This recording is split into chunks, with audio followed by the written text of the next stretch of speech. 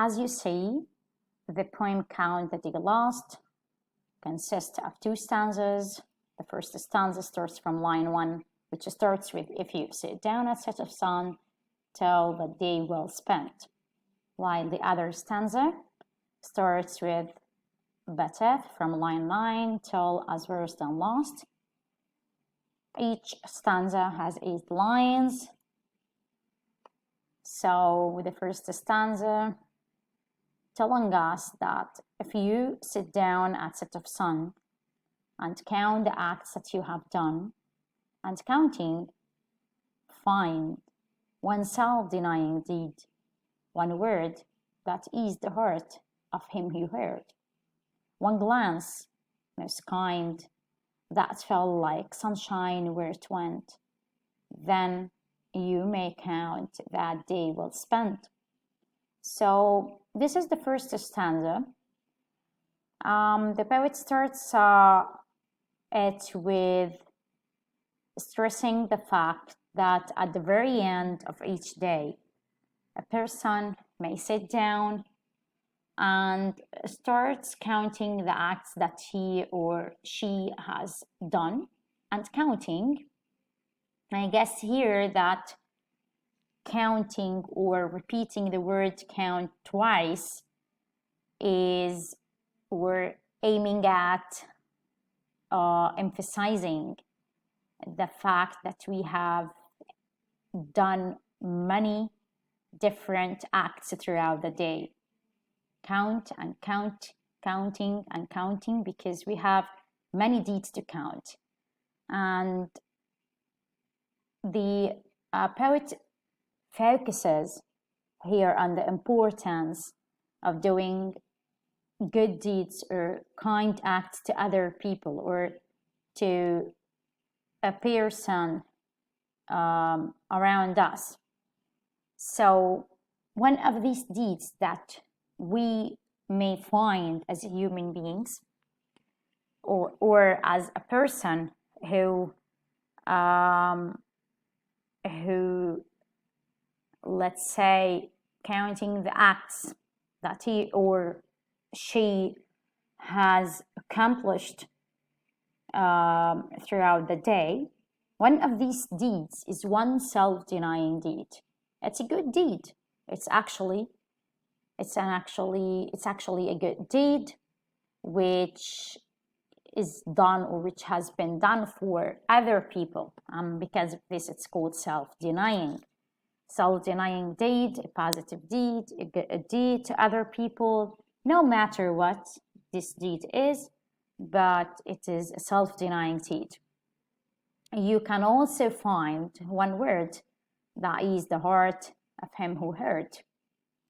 One word means you can say a positive, good word to other people surrounding you, and this word may have an effect or influence on the people or on the person that you or that's say to him or her. So not only one word is stressed, not only one word is giving to people, but you can also give one glance, one kind of glance. You can give a glance to a person, to people around you, and this glance is obviously has a great influence since it's compared to sunshine. Both the glance and sunshine have a positive effect on people. So both of them, or the glance is compared to sunshine as it brightens a person's day up and can warm the world around him or her. These are the consequences or the good results behind giving a good glance for others. So once you finish, or once you count the acts that you have done and find that you have such good, positive, kind deeds throughout the day, then and only then you may consider or count that day well spent. Your day wasn't wasted because you did all such good deeds for others. While the other stanza tells us the opposite. The person, through all the livelong day, didn't do anything good or positive to people around him or her. He didn't cheer a heart by yeah or nay, and he or she has nothing done that can be traced, and didn't bring the sunshine to one face, means that he didn't make other people feel happy. He or she didn't let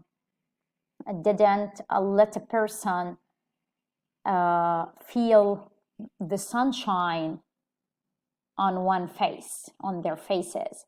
So no act, most small, has been done. No act most small, like helping other people. So you didn't help people, even if that act didn't cost or doesn't cost even a cent, then your day is supposed to be wasted. Your day can be considered or counted as worse than lost. This is for George Eliot. If we want to summarize the ideas that we have or that is stressed throughout the poem, we can find that the poem describes in general two possible outcomes of a day. If you reflect on your deeds at the end of your day, as we said before, then you can find that you have done a kind deed, said something to comfort someone, or smiled kindly at someone, as we see here. One glance most kind that felt like sunshine where it went. Then your day has not been lost because of the day it brought to another person. If, on the other hand, you didn't make anyone happy, didn't do anything that was helpful, comforting, or compassionate toward another person, even if it costs nothing, then you can count your day as worse than lost. Your day, you can consider the day lost. You had the opportunity to be a better person, but you missed it. You didn't take an advantage of this opportunity, and at the same time, you can never go back and have it again. So for our poet, this is a day worse than lost. So the general idea or the message of the poem that the poet focuses on conveying it is that we should help others, as this makes our lives more meaningful. If we do good things to other people and bring happiness, cheerfulness to other people, then our day is not wasted. We can say that this kind of poems is really a motivational one. When a poem motivates people to actually do good things, it is a motivational poem. It is a motivational poem because it shows the positive effect of a good deed or kind word on someone.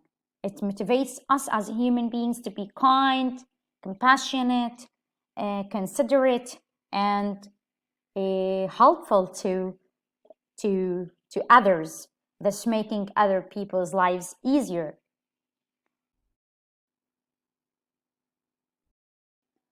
If we